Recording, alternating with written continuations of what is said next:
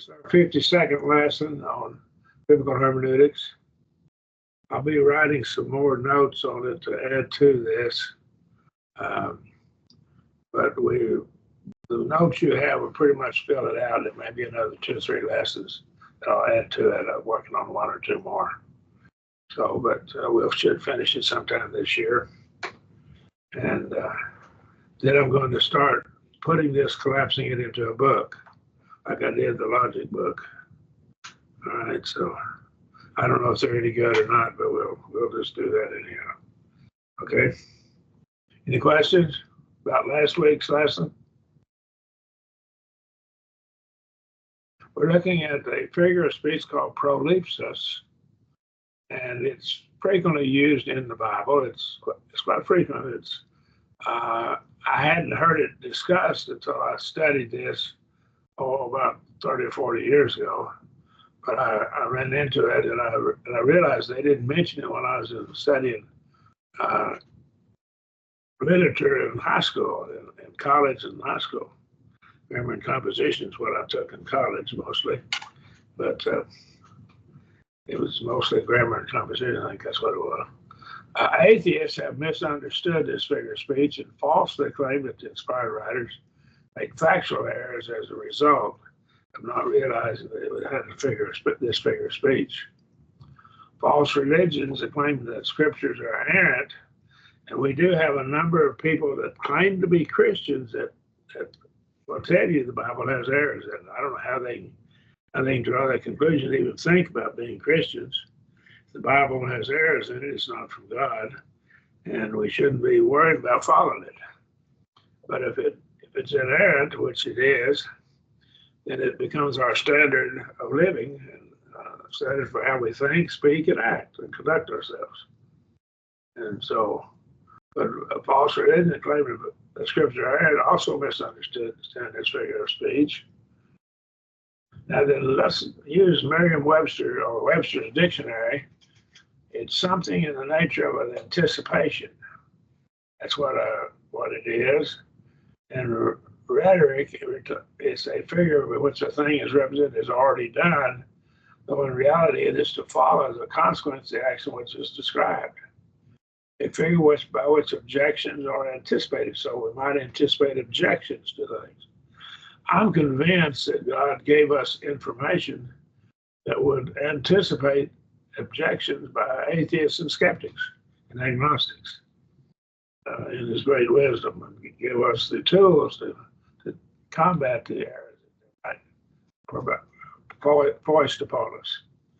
Prolambano is the Greek word, and it means to take beforehand, and prolepsis comes from this word. Do something before the usual time or anticipate something, take it upon oneself or undertake something. Bauerhardt and Gingrich. Now, it's not in the New Testament, but Bauerhardt and Gingrich, what we see in Thayer, page 540, it is in the New Testament, to take before or to anticipate, to forestall or take one by forestalling. And so this word is found in Bauerhardt and Gingrich's bag. It's how it's abbreviated, and Thayer mentioned it. Mary anointed the feet of Jesus beforehand. That's where this word comes in, prolambano. And in these 2 passages, John 11, verses 1 and 2, and of course in Mark 14:8. Now a certain man was sick, Lazarus of Bethany, of the village of Mary and her sister Martha. And it was that Mary who anointed the Lord with ointment, and wiped his feet with her hair, whose brother Lazarus was sick. So this Mary who had anointed Jesus' feet, and we probably get this from Mark 14:8. I think this is the same Mary, the same person. She had done what she could. She had anointed my body beforehand for the burying. So she anointed him for the burying. And so we see she wiped his feet, anointed the Lord with ointment, and Jesus said it was Rambano, it was beforehand. She did this beforehand for the burying in anticipation of his being buried. Now, I don't think she understood this, but I'm satisfied that God brought this about for that purpose. It is also found in 1 Corinthians 11:21, for in your eating each one taketh before other his own supper, one is hungry and another is drunken. So here they were taking the Lord's Supper. I assume when they got there, they just took the Lord's Supper without waiting on the rest of the congregation. I think the congregation, the Lord intended for the whole church to be together to partake of the Lord's Supper. I think we can derive this from 1 Corinthians chapter 11. And so they were taking their own supper. It appears to me that they were actually bringing their bread and their fruit of the vine. And some were making a common meal out of it. And some were hungry and some others drunken, or satiated is the word. I'm not necessarily meaning that they were drunken like they would get drunk with alcoholic beverages, but the word can mean satiated or filled. Another is filled. One's hungry, another's filled. He's got all he can eat, all he wants to eat. So I can see here Christians who were poor, some were slaves, they couldn't bring their own fruit of the vine and bread. They had trouble. And under that condition, a disciple who had plenty out of his love for this fellow Christians should provide for them. And so I think he's shaming them for what they're doing here and how they're treating other people. Now, what we do is we buy the bread and the fruit of the vine, and we have the various members that just donate money to buy the bread and the fruit of the vine. But I believe the church could take it out of the treasury and do it too for this purpose. But what happens is we just have members that they'll bring grape juice and they'll just buy it in the store and just put it in the refrigerator and donate it.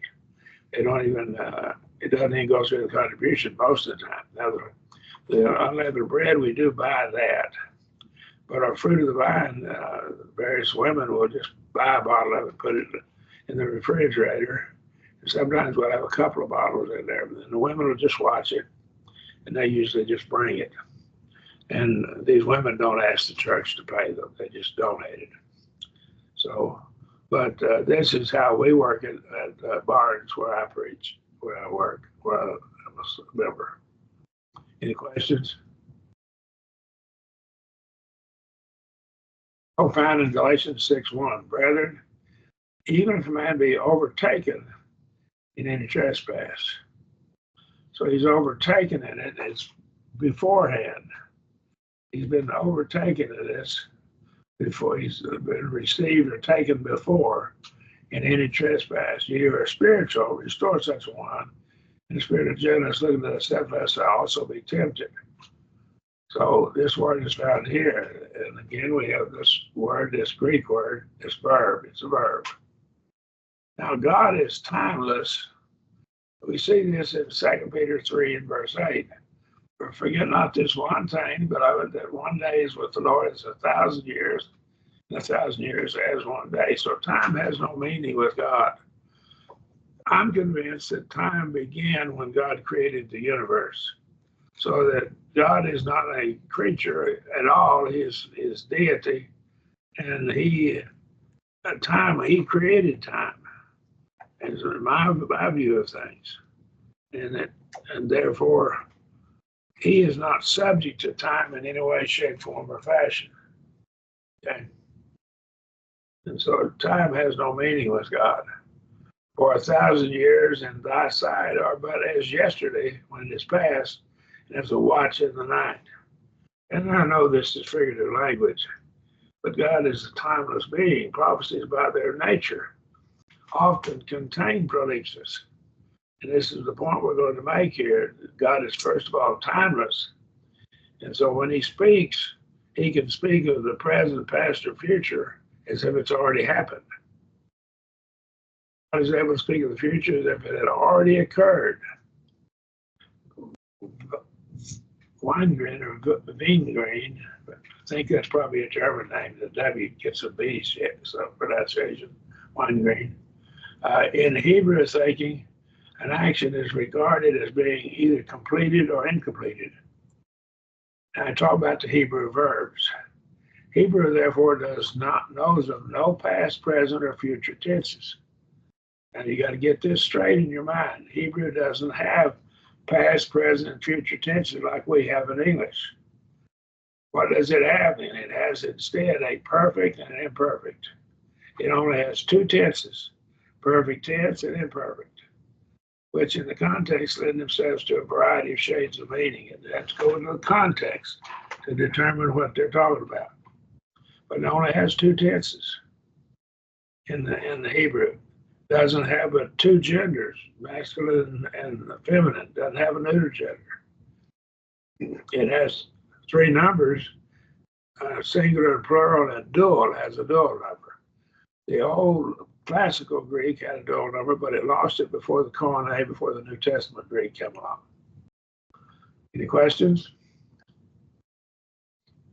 So this is important that we understand the nature of Hebrew thinking and their action. They viewed action as either completed or incompleted. That's how they viewed things. We see in English, because we think in English, past, present, and future. To us, tense has to do mostly with time.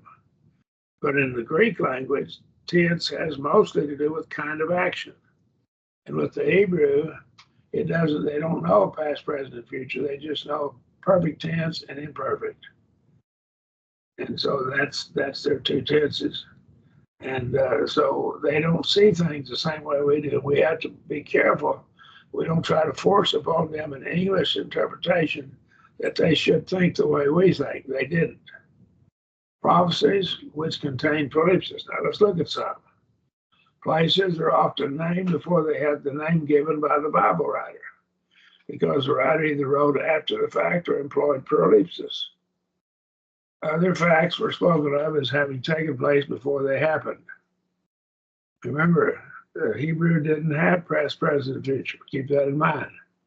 Isaiah used prolepsis in Isaiah 9:6. For unto us a child is born, unto us a son is given, and the government shall be upon his shoulder, and his name shall be called Wonderful, Counselor, Mighty God, Everlasting Father, Prince of Peace. So unto us the child is born. He is born. And that's showing that that's used in the English in the present tense. But remember, the Hebrew didn't have a present tense. Okay. So the translators had to translate this some way. It's a statement of something that happened. And it's stated as if it had already happened. The child is born. But God is prophesying of this, and so it's prolepsis. And he speaks of it as if it had already happened. Because if God says it's going to happen, it's going to happen. And it's just as certain as if it had already happened. God used prolepsis when he spoke to Rebekah. And Genesis 25:23. And the Lord of Jehovah, or Yahweh, said unto her, 2 nations are in thy womb. Well, there weren't 2 nations. There were 2 sons in her womb who would bring about, have nations to come out of them. And 2 peoples shall be separated from thy bowels. And the one people shall be stronger than the other, and the elder shall serve the younger. Now here, what he's saying here is, the elder shall serve. Now remember, Hebrew doesn't have future tense.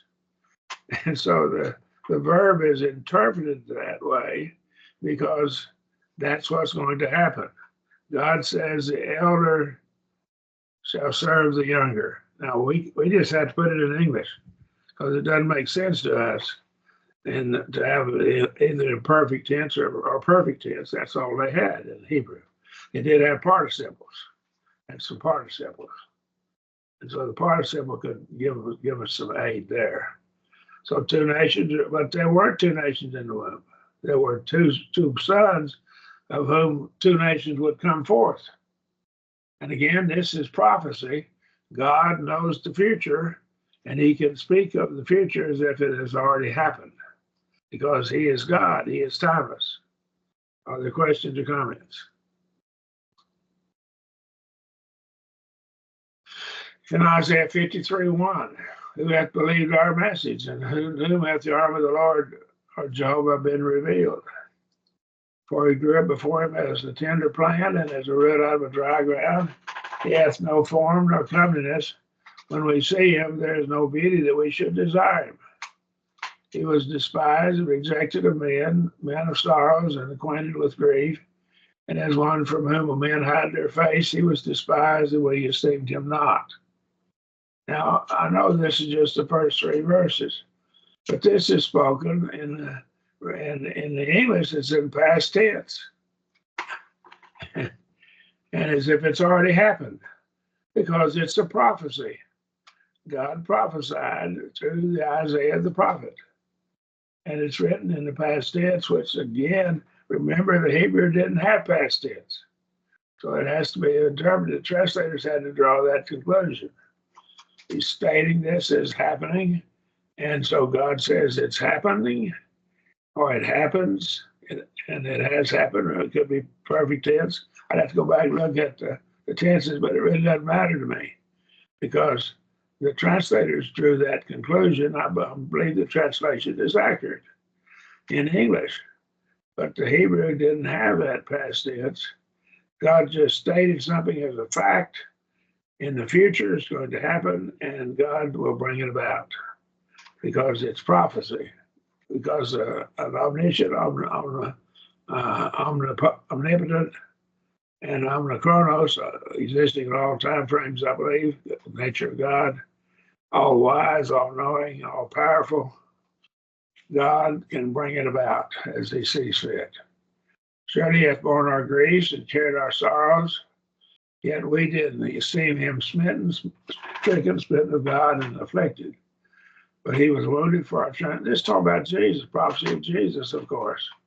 He was wounded, past tense, but the Hebrew doesn't have a past tense. He was bruised for our iniquities, the chastisement of peace is upon us, and with his stripes we are healed. And so we'd have to look at whether it's perfect tense or whether it's imperfect, stating something is happening. And again, it's not past tense, past or present or future, because they just stated the action as having happened, or having happened, or having continuing results, perfect tense. All we like sheep have gone astray. We have turned everyone into his own way, and Jehovah has laid on him the iniquity of us all. And again, speaking of this as if it's already happened, prolepsis. He was oppressed, yet when he was afflicted, he opened not his mouth. As a lamb that is led to the slaughter, and as a sheep that before his shears is dumb, he opened not his mouth. But by oppression and judgment he was taken away. And as for his generation, who among them considered that he was cut out of the land of the living, for the transgression of my people to whom the stroke was due. Again, it's still speaking of this as if it's already happened. Because in prophecy, when God speaks something, it's going to happen. If he says it's going to happen, it will happen. And they made his grave with the wicked and with the rich man in his death. That would be Joseph of Arimathea, although he had done no violence, neither was any deceit in his mouth. Yet it pleased the Lord Jehovah to bruise him.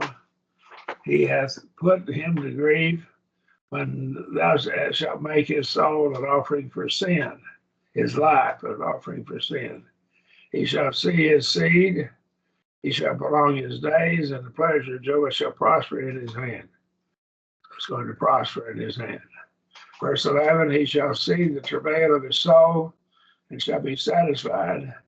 But by the knowledge of himself shall my righteous servant justify many. He shall bear their iniquities. Therefore will I divide him a portion with the great. He shall divide the spoil with the strong. Because he poured out his soul unto death, was numbered with the transgressors.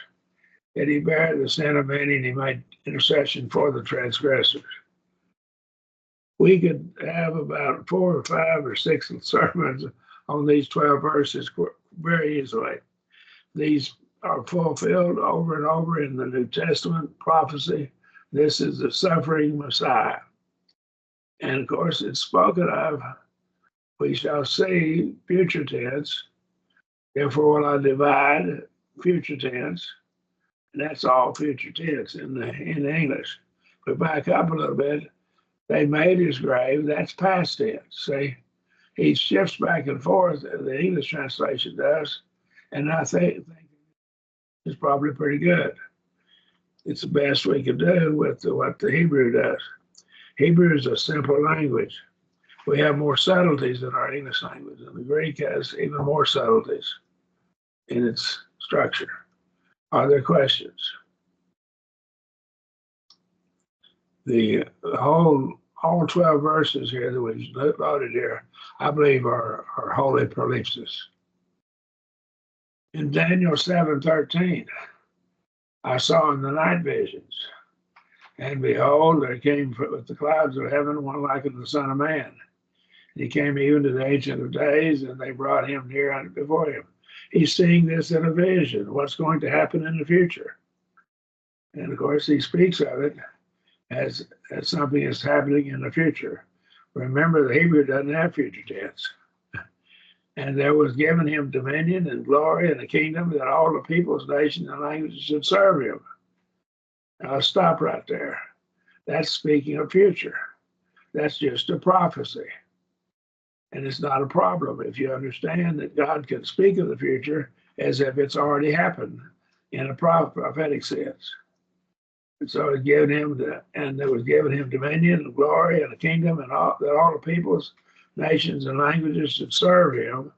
His dominion is an everlasting dominion, but shall not pass away, and his kingdom, that's what shall not be destroyed. In 7:13 and 14.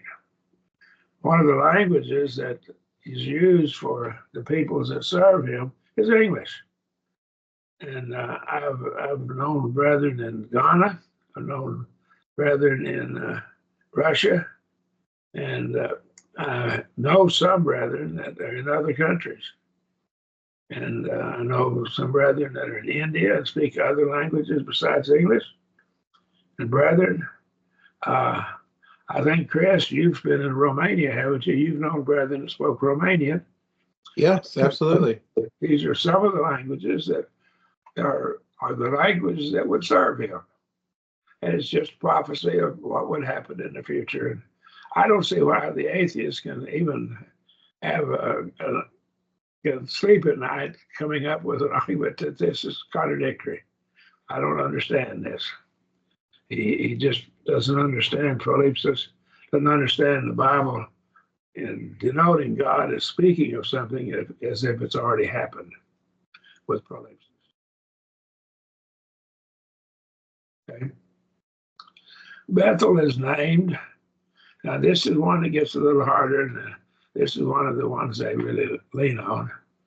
It's named in Genesis 12:8, but it was not given the name Bethel until Genesis 28:10 through 19.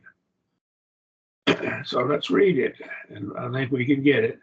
And he removed from thence unto the mountain on the east of Bethel, pitched his tent, having Bethel on the west and Ai on the east. There he built an altar unto Jehovah and called upon the name of the Lord. Called the name of Jehovah. He worshiped, called upon the name of the Lord. He worshiped. That's what that means. And so Bethel on the west. And now we look at this now. Genesis, this occurred in about 2000 BC, approximately. This is the approximate time of the in round numbers, is the time of the lifetime of Abraham. Now, Moses wrote this in about 1400 BC, about 600 years, 1450, somewhere thereabouts. But Moses wrote this at least 550, maybe anywhere from 500 to 600 years later. Kind of keep that in mind. So Moses wrote this. And Jacob went out from Beersheba and went toward Haran. Beersheba. Beer is the Hebrew word for a well, and Sheba is an oath. They would offer 7 sacrifices for an oath if they made a serious oath, and the word 7 is employed with it. That's a study in itself that you might look at. And he lighted upon a certain place. He came upon a certain place and tarried there all night because the sun was set. And he took one of the stones of the place and put it up under his head and lay down in that place to sleep. And he dreamed, and behold, a ladder set up on the earth, and the top of it reached to heaven, and behold, the angel of God ascending and descending on it. Now, can someone tell me what that ladder represents, just as a side point? Well, if you study John chapter 3, you'll see it represents Jesus. All right, but let's move on. And behold, Jehovah stood above it and said, I am Jehovah, the God of Abraham, thy father, the God of Isaac. The land wherein thou liest, to thee will I give it, and to thy seed. And thy seed shall be as the dust of the earth, and thou shalt spread abroad to the west and to the east, to the north and to the south. And in thee and in thy seed shall all the families of the earth be blessed. He's talking about a prophecy here, something's going to happen in the future. Now then, read on. And behold, I am with thee, and will keep thee whithersoever thou goest, and I will bring thee again into this place. For I will not leave thee till I have done that which I have spoken to thee. And Jacob awakened out of his sleep, and he said, surely Jehovah is in this place, and I knew it not. And he was afraid and said, how dreadful is this place? There is none other than the house of God. Now, the house of God. The Hebrew word for house is Beth. Beth, we call it Beth, but Beth, I believe, is probably a better pronunciation. And El is God, Bethel. So he said, other than the house of God. And this is the gate of Jehovah, the gate of heaven. And Jacob rose up early in the morning and took the stone that he had put under his head and set it up for a pillar and poured oil upon the top of it. And he called the name of that place Bethel. He gave it the name Bethel. Jacob gave it that name. That doesn't mean that the people living in the land were calling it Bethel. Does that make sense? Jacob gave it the name of Bethel. But the name of the city was Luz at the first. That statement here, but the name of the city was Luz at first, is what the name of the place was named in the time of Jacob. But Jacob gave it the name, he called it Bethel, because he says none other than the house of God is this. Bethel, house, El, God, Bethel. So he named it Bethel, house of God. The name Bethel didn't come to it until later, because Jacob had given it this name, and the children of Israel, remember Jacob's name was changed to Israel, the children of Israel called it Bethel when they took the land. That's the simple explanation to what happened to this. And so it's not a problem. He's giving it that name. Now, I live in the state of Oklahoma in the United States. But at one time, that was part of Spain, New Spain. And it was and then it became part of New France. And so we had, French controlled it, the Spanish controlled it, various Indian tribes dominated it. The Comanche tribe was powerful, and some of them were powerful. The Kiowas were really powerful. And so these tribes controlled portions of the land. It was theirs. They had a different name for it than Oklahoma. I guarantee you. It wasn't called Oklahoma when the French owned it, or when the Spaniards owned it, or when the Indians owned it. It had a different name. The place changed names when it changed where it was, and who owned it and who ruled it. That's what happened here. When Moses wrote the book of Genesis, it was named Bethel. There's no contradiction or error in the scriptures. It's merely prolepsis. He's going to call it Bethel because that's what the children of Israel are going to name that city when they take it. They're going to give it a new name.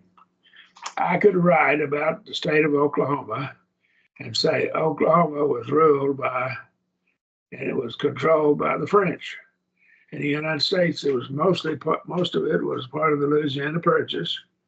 It was purchased from France, most of the state. And so what we have here is, I could say Oklahoma was controlled by the French. It was one time under French rule, but it wasn't called Oklahoma when the French ruled it. And no one would think I was making a mistake. I'm just telling you what it's called Oklahoma now, and that takes care of it. You'll know what land I'm talking about. Does anyone have any problem with that? I don't see why atheists would have a problem with it. All right? It's just prolepsis is what it is. Any questions? Question, sir. Yes. Would this last case here about the town of Bethel really be an example of prolepsis, or is it merely a fact that when Moses wrote this and he's writing down the history of everything, he's using the name of the place that his readers would know by, because they all knew it as Bethel and didn't necessarily know it as Luz. And I'm just wondering if it's just a simple, he did it that way just to make it more easy for them to understand and get the information. Yeah. Well, when I say, let me illustrate, go back to my Oklahoma illustration. It's part of the Louisiana Purchase. I could say Oklahoma was part of the Louisiana Purchase. Right. It wasn't called Oklahoma then. I'm using that name, and that's the point you're making here. I don't see it as a problem whatsoever. Oh, no. When I call it Oklahoma, and I'm talking about the Louisiana Purchase, it wasn't called Oklahoma until later. Right. So I'm probably, you might argue that I'm using prolepsis. You might say I'm not, okay? But anyhow, yeah. I think they missed they're trying to manufacture an error here. Yeah.